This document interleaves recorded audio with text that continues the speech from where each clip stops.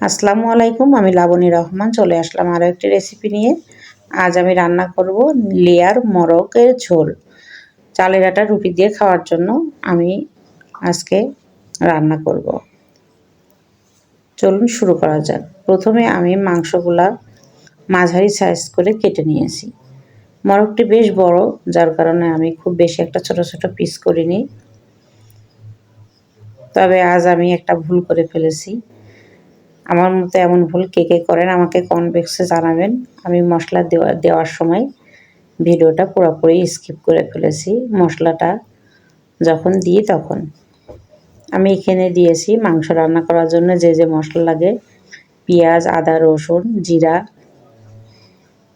ঝালের গুঁড়া, হলুদের গুঁড়া সব কিছুই দিয়ে ফেলেছি।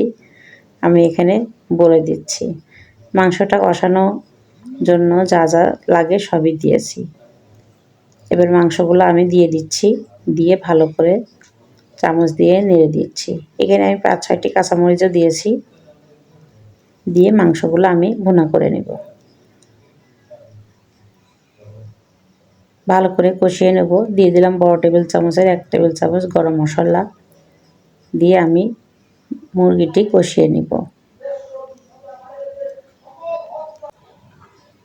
ঢাকনা দিয়ে ঢেকে আমি কিছুক্ষণ জাল করব। যতক্ষণ পর্যন্ত মাংস থেকে তেল না ছেড়ে দেবে ততক্ষণ পর্যন্ত আমি মাংসটা কষাবো। ঢাকনা দিয়ে ঢেকে আরও কিছুক্ষণ জাল করব।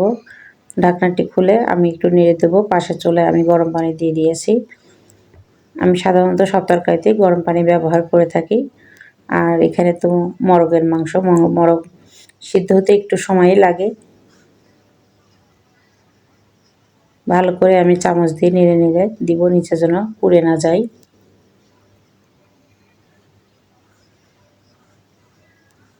ভালো করে নেড়ে আমি দিয়ে দিলাম গরম পানি। মোরগের মাংস বলে এই জন্য পানির পরিমাণটা সামান্য একটু বাড়িয়ে দিয়েছি সিদ্ধ হওয়ার জন্য। ঢাকনা দিয়ে ঢেকে আমি একটু জাল করব। হালকা জালের উপরে কিছুক্ষণ বসিয়ে দেব। ঝোলও শুকিয়ে এসেছে। আমার ভিডিওটা যদি আপনাদের ভালো লাগে তাহলে like, comment, share and subscribe করে দিবেন।